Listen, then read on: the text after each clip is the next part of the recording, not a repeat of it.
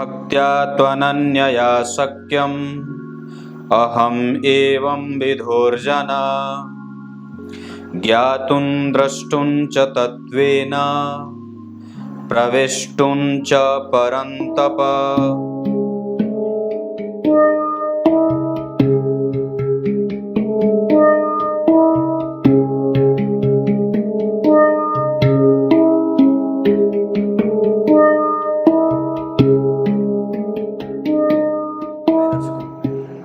नमस्कार, एक बार फिर से उपस्थित हूँ आप सबके सामने रविवार के बाद सोमवार के कार्यक्रम में। विभिन्न नक्षत्र और नक्षत्रों के मंडल की दूरी को नापना बड़ा मुश्किल काम है।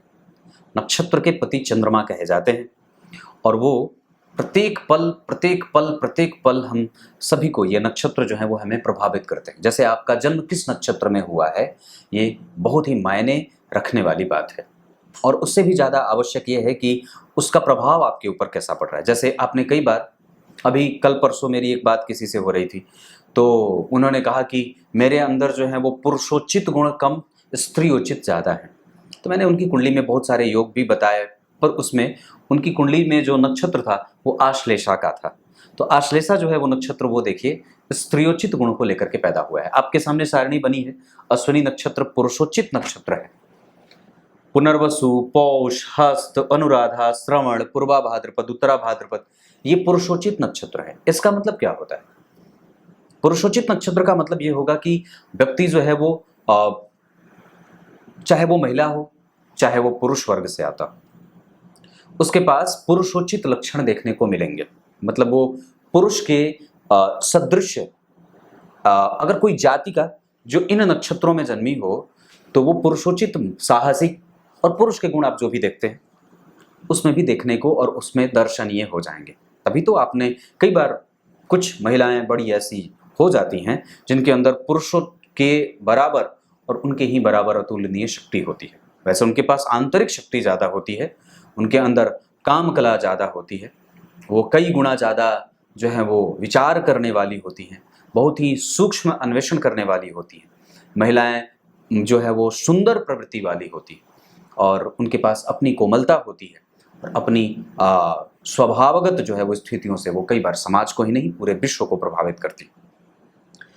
तो ये क्यों होता है? क्योंकि उस जातक या जातिका का जन्म अगर वो पुरुष या स्त्री वर्ग से आता है और अगर नक्षत्र ये ऐसे रहे, जैसे स्त्रियोचित नक्षत्र में भरणी, कृतिका, आप नाम से भी इसको महसूस कर सकते हैं, रोहिणी, आर्द्रा, आश्लेषा, मघा, पूर्वा फाल्गुनी, उत्तरा फाल्गुनी, चित्रा, स्वाति, विशाखा, ज्येष्ठा, पूर्वाषाढ़ा, उत्तराषाढ़ा, धनिष्ठा, रेवती और नपुंसक मतलब वो दोनों ही के प्रवृत्ति को धारण करने वाला होता है। जैसे चर प्रकृति के लग्न बनते हैं, राशियां चर प्रकृति की, स्थिर प्रकृति की और द्विस्वाभाविक प्रवृत्ति की होती है। ठीक उसी तरीके से आप अपने नक्षत्र को चेक करिए कि वस्तुतः आपको जो है वो किस नक्षत्र से आप प्रेरित होकर के आपके स्वभाव पे वो असर कर रहा है। मतलब किसकी चोट ज्यादा लगी, पुरुष या स्त्री या नपुंसक।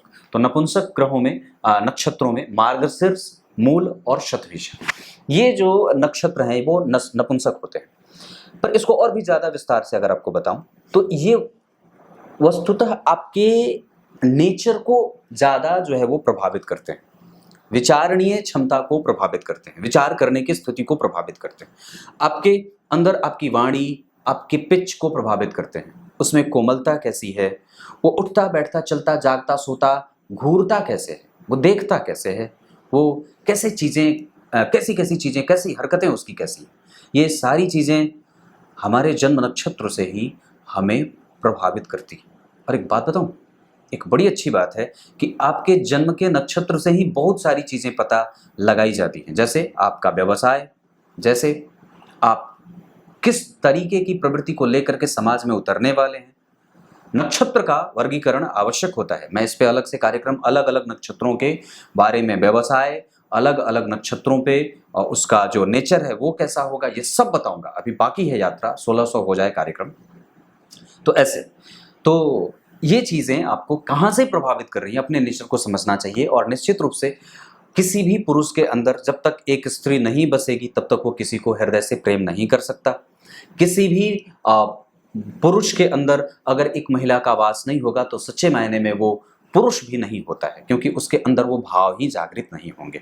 और किसी भी महिला के अंदर, माता बहनों के अंदर अगर एक पुरुष का समावेश नहीं होगा तो उसके अंदर वो साहस, वो बल, वो चीज़ों को ढोना, अपनी जिम्मेदारियों का वहन करना, दो तरफा खेल खेलना, घर को संभालना, बाहर को संभालना, विपरीत और विषम परिस्थिति में जीवन के थपेड़े से उनको सहने की जो शक्ति मिलती है, वो सब इन्हीं के कारण होता है। आपने कई बार ऐसी महिलाओं को देखा होगा जो निश्चित रूप से, आप अगर उनके नक्षत्र को देखें तो स्त्रियोचित होने के बाद भी कई बार उनमें पुरुषोचित गुण भी देखने को, और कई बार वो ना चाहने के बाद भी कई बार उनको पुरुष के सदृश काम करना पड़ता है।